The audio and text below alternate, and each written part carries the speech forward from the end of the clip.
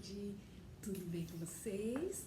Espero que estejam todos bem, todos em paz, tranquilos aí em casa com a mamãe, com o papai, né? Hoje é segunda-feira, dia 18 de maio. Vamos para a nossa aulinha de história de hoje. As trocas dos produtos, páginas de 26 a 29. Essa página aqui da apostila de vocês. A Pro vai ler e nós vamos comentar aqui, ok? Os antigos povoados eram diferentes entre si.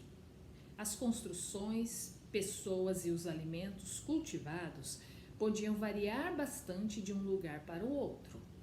Assim, era comum que determinados alimentos crescessem em grandes quantidades em um lugar e fossem escassos em outro.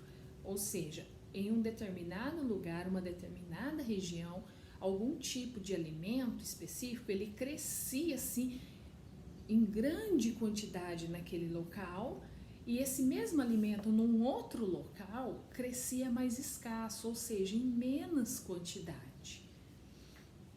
Quando havia grande quantidade de um alimento em determinada região, era comum que as sobras fossem trocadas por produtos de lugares diferentes. Então, essas pessoas desses primeiros grupos, primeiros povoados, eles usaram a inteligência e pensaram: se eu não tenho esse produto que eu preciso para comer, para minha alimentação, mas o meu vizinho aqui tem, nós podemos negociar, vamos trocar. Aí surgiu a primeira forma de comércio, né? Eles trocavam esses produtos, por exemplo, um grupo aqui, um povoado desse aqui, povoado A, tinha bastante tomate que crescia ali, era cultivado ali em abundância. E o grupo B não tinha muito tomate, tinha bastante alface. Então, o que eles entenderam? Vamos trocar os produtos. Então, o grupo A pegava o tomate que ele tinha em abundância, que era suficiente para a alimentação dele, do povoado ali, e o que sobrava ele oferecia em troca com o vizinho.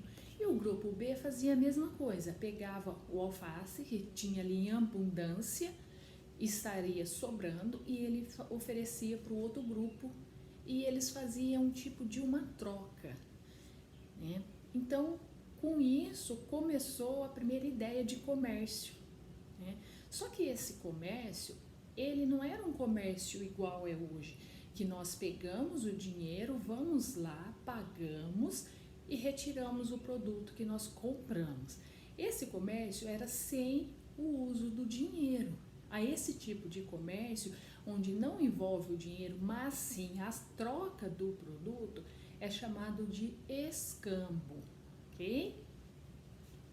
Surgiu então a primeira forma de comércio, em que um grupo trocava seu alimento por outros vindo de outros grupos vizinhos.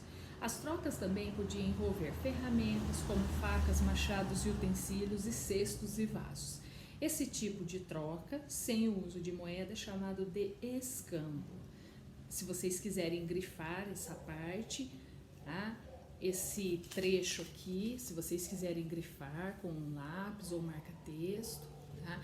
Então, além deles trocarem os alimentos que eram necessários ali para sobrevivência, para alimentação do pessoal ali do grupo, do povoado, eles começaram a trocar também outras coisas que eram úteis a eles, como as facas, os cestos que eram produzidos, né, cestas, utensílios, e permaneceu ali por algum tempo esse tipo de comércio entre os grupos, ok?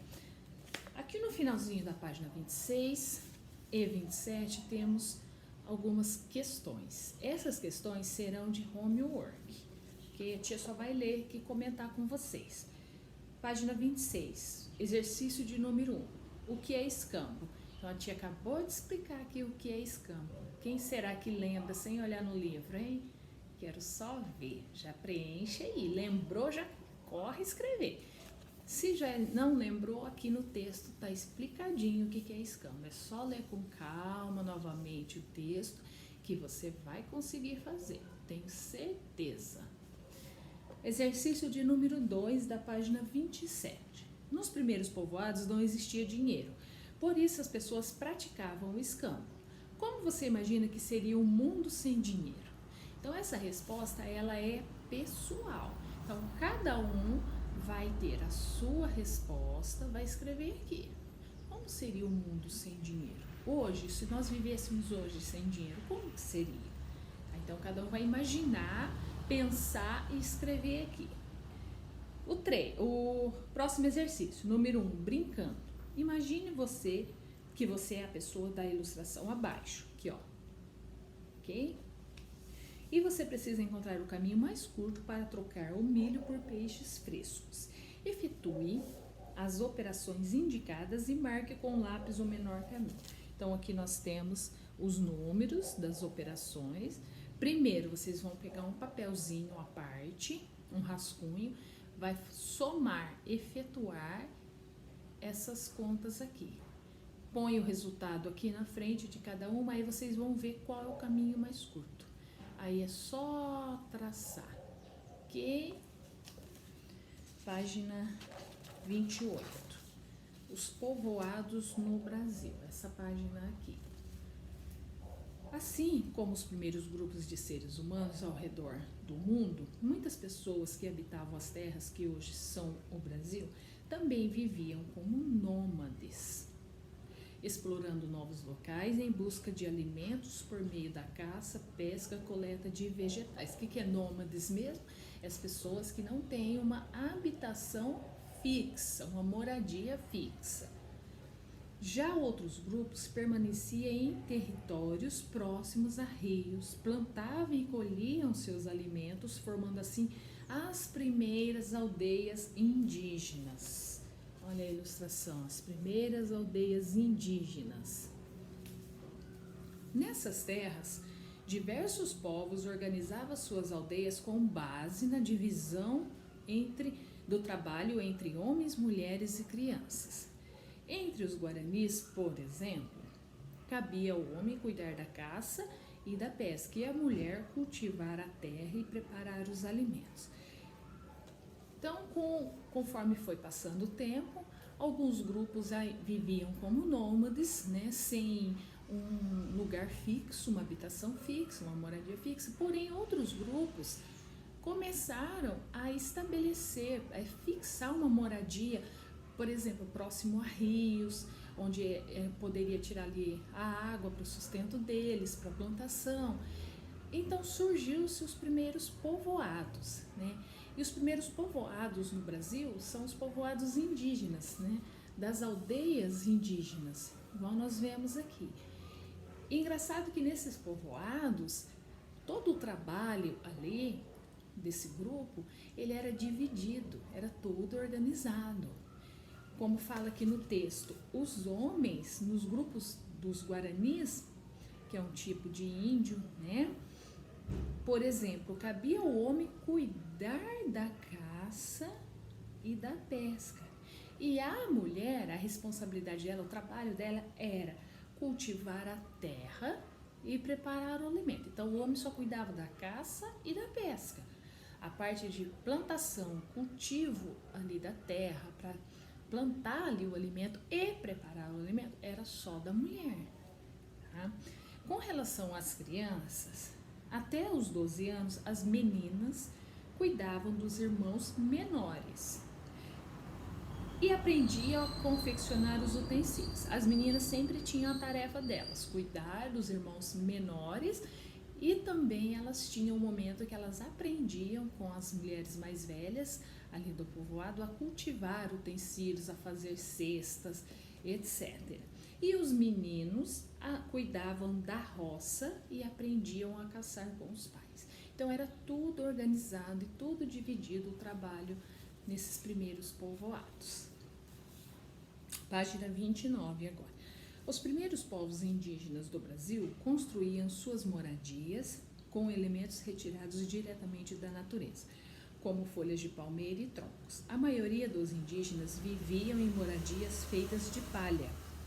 Os membros do grupo Tupi chamavam essa moradia de oca. Olha aqui o exemplo. Tipos de moradia. Oca é o tipo de moradia dos povoados indígenas, como por exemplo do grupo dos tupis, ok? Uma aldeia podia ser formada por uma grande oca ou por várias ocas. Poderia ser uma grande oca, sim, onde ficavam várias pessoas dormindo em redes, ou poderia ser várias ocas pequenas próximas umas das outras. Uma aldeia podia ser formada por uma grande oca ou várias pequenas. Algumas dessas chegavam a abrigar até 50 pessoas, que costumavam dormir em redes. Ainda hoje há casas semelhantes às construídas pelos indígenas mais antigos. Então, ainda hoje nós temos alguns povoados indígenas no Brasil que ainda usam a oca como abrigo, esse tipo de casa como abrigo. Tá? Observe a fotografia acima e responda. Que diferenças você observa entre a moradia indígena e a sua? Então, essa é uma resposta pessoal. Vocês vão observar essa moradia indígena. Se vocês quiserem, pede para o papai ou a mamãe pesquisar na internet como que é a oca, né? Como que é a moradia do índio, a oca, como ela é feita. Dá uma pesquisada e compara com a moradia de vocês, com a casa de vocês. Que diferença que tem? O que há diferente, o que tem em uma, o que não tem na outra, ok? Aí escrevam aqui, combinado? Então essa é a nossa aulinha de história de hoje. Espero que vocês tenham aproveitado, gostado de aprender um pouquinho aí da história aí dos povoados, troca de produtos, né? E fica para casa então essas atividades de homework e nos vemos na nossa próxima aula, ok? Beijinho, fiquem com Deus.